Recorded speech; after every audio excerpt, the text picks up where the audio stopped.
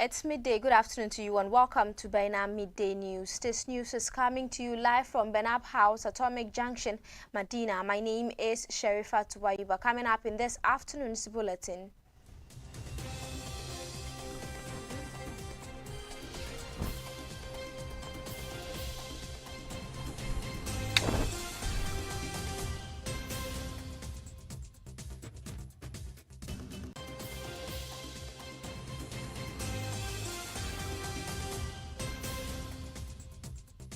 Man has intercepted a major consignment of suspected narcotics, leading to the arrest of a 50-year-old commercial driver.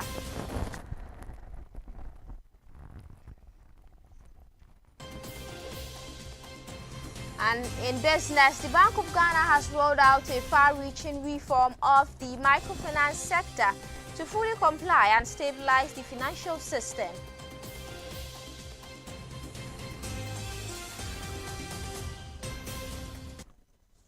And on the international front, China has executed 11 people linked to online scam centers in Myanmar.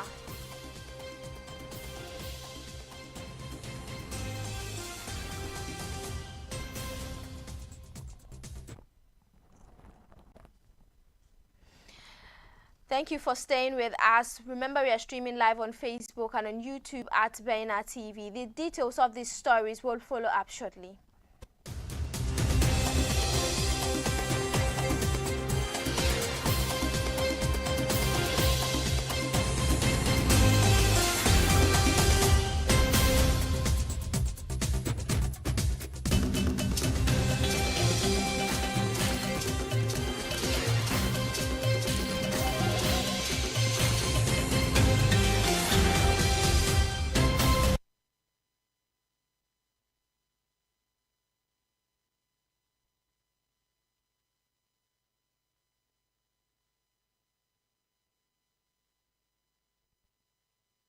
Intercepted a major consignment of suspected narcotics, leading to the arrest of a 50-year-old commercial driver in the region. The arrest was made on Tuesday, January 26, 2026, during a routine snap check by the officers from the Bekwai District Police Command at the Asanso checkpoint along the Bekwai-Apotoja Road.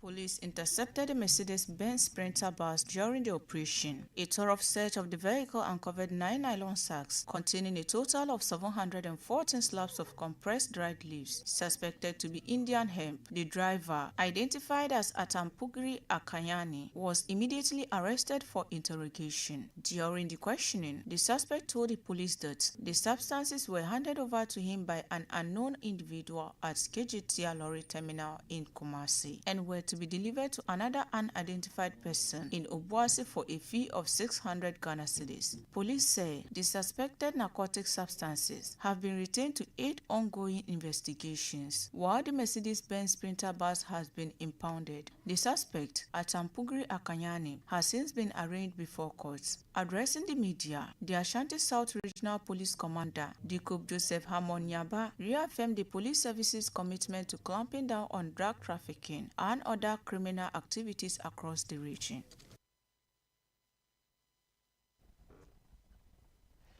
Executive Director of Global Info Analytics, Musa Dankwa, has projected that former Vice President Dr. Mahmoud Bawumia will win 14 out of the 16 regions in the New Patriotic Party's presidential primaries scheduled for Saturday, January 31st. He further predicted a decisive victory for Dr. Bawumia in the Ashanti region, the party's stronghold. Musa Dankwa said all available data points to a clear victory for a former vice president. According to Mr. Dankwa, Global Info Analytics Model Project, Dr.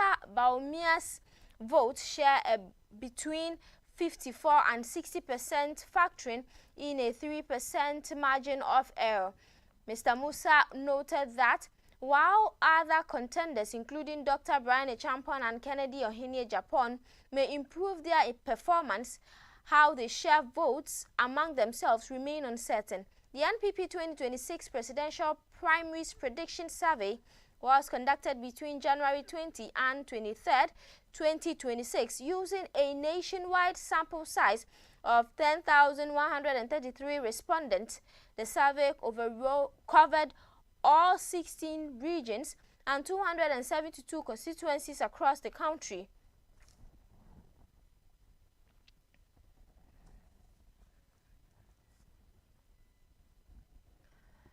Now moving on to other stories, the Environmental Protection Agency has launched sweeping nationwide measures to clamp down on unregulated gold leaching, warning illegal operators to comply with new environmental standards or face prosecution. The authority describes chemical leaching as an escalating environmental hazard, citing rising cases of hazardous effluent discharges, soil contamination, and the degradation of critical water resources in mining communities.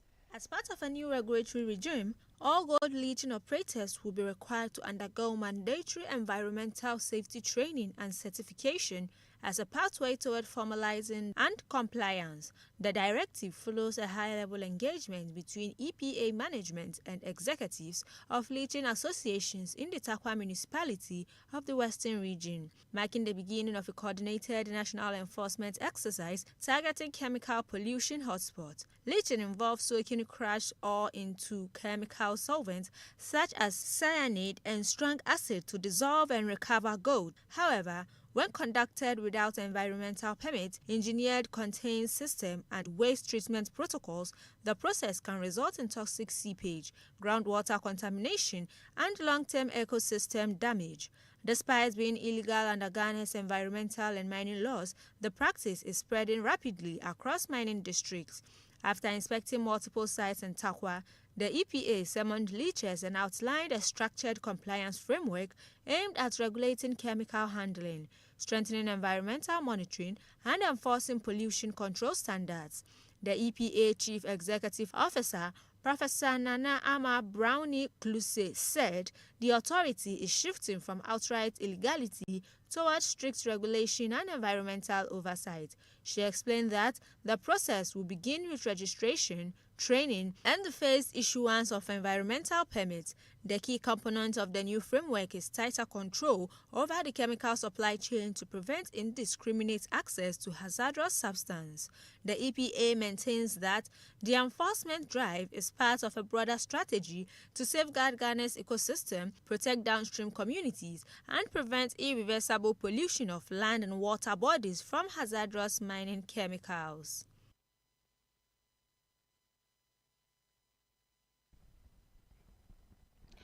The National Service Authority has announced the official launch of electronic certificates, e-certificates, for national service personnel. In a press statement issued on Thursday, January 29th, the authority informed all eligible national service personnel that the e-certificates have now been officially released and can be accessed through the NSA portal in line with the approved procedures outlined on the platform. According to the statement, past national service personnel who required a reprint of their physical certificates or wish to obtain an e-certificate may apply for the service instantly via the NSA portal. The service is available at a prescribed fee and is provided as an optional digital service, not a compulsory requirement. The authority further announced that the annual evaluation forms for 2024-2025 service year have been uploaded onto the NSA portal. All service personnel within the 2024-2025 service badge have been directed to download, complete, and submit the duly endorsed form to their respective district national service offices. It was also clarified that personnel serving within the 2024-2025 service year will only be able to access their e-certificate after submission and approval of the annual evaluation form.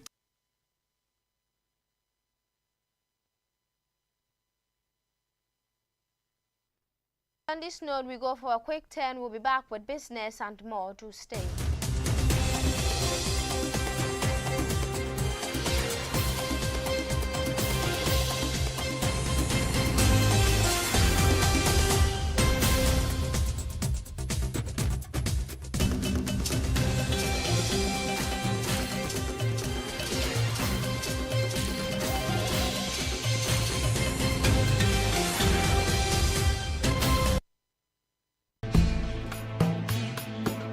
Many things Muhammad brought Islam.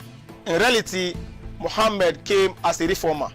Before the advent of Muhammad, all the messengers, including Jesus Christ, Habakkuk, Moses, were Muslims.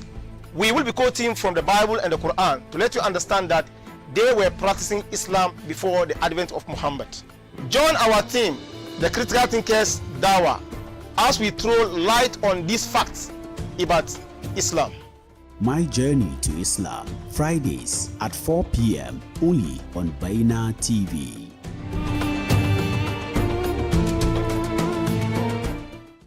It's back again. It's bigger and better. Brace yourselves for the third edition of the biggest pre-Ramadan fair in town. It's the Baina Trade Connect 2026. 2 days of endless sales and unmatched vibes. Mark your calendars on the 14th and 15th February 2026 at Zurak Park, Libya Cortez, Medina from 8 a.m. to 8 p.m. each day.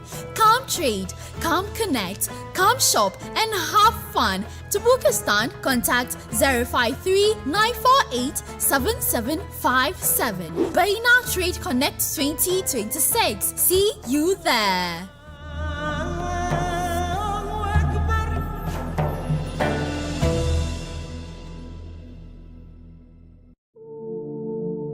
May I have your attention for the following announcement.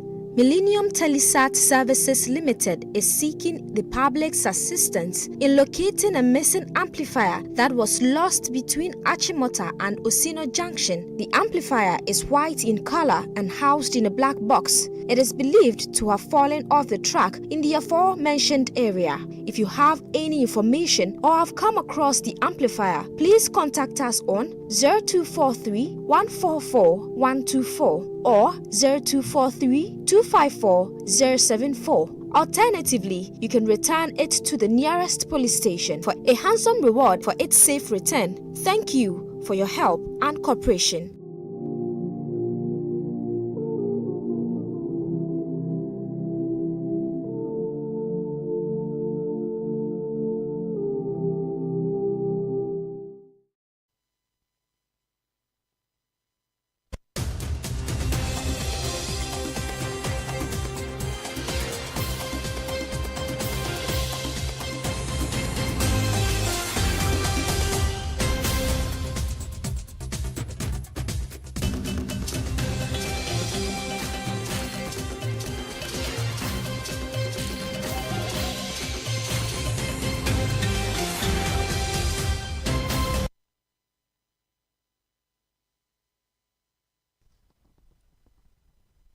You're welcome back. If you just tuned in, you're watching Baina Midday News on Baina TV. Now let's move on to some business story where the Bank of Ghana has rolled out a far-reaching reform of the microfinance sector, raising minimum capital requirement, restructuring the industry into clearer categories and giving operators until 31st December 2026 to fully comply, a move aimed at strengthening confidence, protecting depositors and stabilizing the financial system. At the center of the new framework is a significant increase in capital thresholds. Existing institutions seeking to transition into microfinance banks will be required to raise a minimum capital of 50 million Ghana cedis, while new entrants will need 100 million Ghana cedis, marking a sharp shift from previous requirements. According to the central bank, the changes are designed to ensure that institutions serving the public are adequately capitalized and better governed. To avoid disruption, the Bank of Ghana has outlined several transition pathways. Institutions may meet the new capital requirements on their own, merge with or be acquired by other operators, transfer assets and liabilities to stronger institutions, or opt for a voluntary exit under an winding up process. Operators must formally notify the central bank of their chosen option by June 30, 2026, with progress reports due by September 30, 2026. Institutions that fail to act within the stipulated timelines risk sanctions, including restrictions on operations. As part of a reform, all rural banks will be converted into community banks by March 31st, 2026. These communities banks, as part of the reform, all rural banks will be converted into community banks by March 31st, 2026. These community banks will be required to meet a new minimum capital of 5 million Ghana cedis, while newly established urban community banks must raise 10 million Ghana cedis by the end of 2026. The aim is to strengthen community-level banking while ensuring broader ownership and stronger governance. Credit unions with assets of 60 million Ghana cedis or more will now fall under direct supervision of the Bank of Ghana beginning in the second quarter of 2026, while smaller cooperatives and susu operators will be classified as last-mile providers operating under delegated supervision. The central bank says the reforms are not meant to shut down institutions but to modernize the sector, improve risk management, and safeguard customer deposits. Depositors are expected to be protected during any mergers or transfers, with institutions required to give at least 30 days notice before major changes. Overall, the Bank of Ghana believes the new framework will create a stronger, more resilient microfinance sector that can better support small businesses, households, and financial inclusion while reducing the risks that have plagued the industry in the past.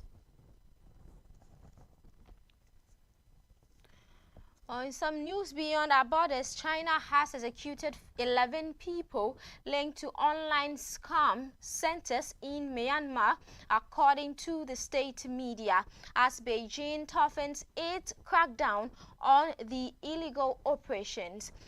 Those executed on Thursday were sentenced to death in September by a court in the eastern Chinese city of Wenzhou, and the court also carried out the executions. Fraud compounds where scammers lure internet users into fake romantic relationships and cryptocurrency investment have flourished across Southeast Asia, including Myanmar's borderlands, largely targeting Chinese speakers at the outset. The criminal groups behind the compounds have expanded operation to steal from and defraud victims around the world. Those conducting the scams are sometimes willing con artists and other times trafficked foreign nationals forced to work. In recent years, Beijing has stepped up cooperation with Thailand and Myanmar to crack down on the compounds, and thousands of people have been repatriated to face trial. Among the executors were members of the Ming family criminal group, whose activities had contributed to the deaths of 14 Chinese citizens and injuries to many others. Fraud operations centered in Myanmar's border regions have extracted billions of dollars from around the world through phone and internet scam. Experts say most of the centers are run by Chinese-led crime syndicates working with Myanmar militias who have been taking advantage of the country's instability and ongoing war. Myanmar's military government has long been accused of turning a blind eye to the centers but have trumpeted a crackdown since February after being lobbied by key military backer China, experts say. Some of its raids have been part of a propaganda effort, according to several monitors, choreographed to vent pressure from Beijing without badly denting profits that enrich the military government's militia allies. In October, the military arrested more than 2,000 people in a raid on KK Park, an infamous scam center on the border with Thailand. The September rulings that resulted in Thursday's executions also included death sentences with 2-year reprieves to 5 other individuals. Another 23 suspects were given prison sentences ranging from 5 years to life. In November, Chinese authorities sentenced 5 people to death for their involvement in scam operations in Myanmar's Konkan region. Their crimes have led to the deaths of 6 Chinese nationals, according to the state media report. The United Nations estimates that as many as 120,000 people may be working in online scam centers in Myanmar. Another 100,000 may be trapped in Cambodia, according to the UN, with thousands more in similar facilities across Southeast Asia.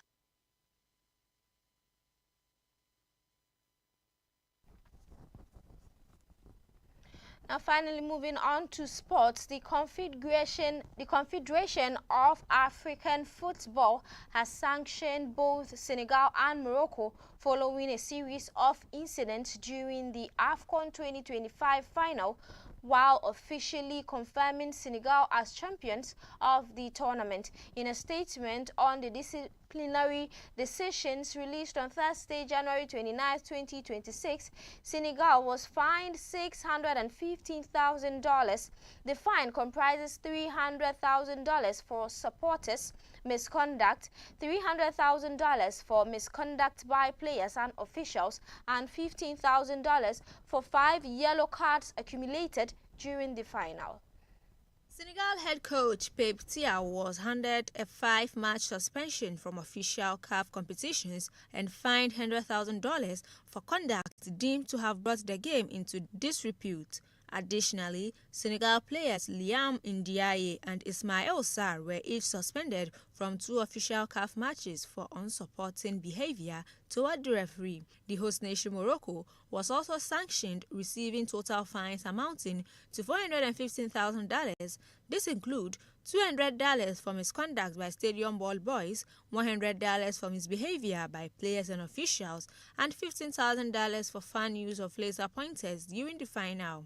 Morocco midfielder Ismail Siabari was fined $100,000 and suspended from 3 CAF matches, while captain Ashraf Hakimi received a 2-match ban. On the issue of the match outcome, CAF rejected Morocco's appeal, which sought to have Senegal stripped of the title because the Senegalese team abandoned the match after walking off pitch. CAF ruled that the appeal lacked merit. As a result, Senegal has officially been declared the winner of AFCON 2025, bringing the tournament to a close amid firm disciplinary action by the Continental Football Governing Body. The AFCON took a final chaotic turn in the dying moments of normal time when Morocco were awarded a late penalty following a tussle in the box involving Real Madrid midfielder Brahim Diaz. Referee Jean-Jacques Ndala, after a prolonged VAR review, pointed to the spot, a decision that sparked furious reactions from Senegal's players and technical team. It took the Senegal captain Sadio Mane to appeal to his teammates as they headed towards the tunnel, with some hesitating before eventually following him off. Mane later sprinted down the tunnel as tensions continued to rise.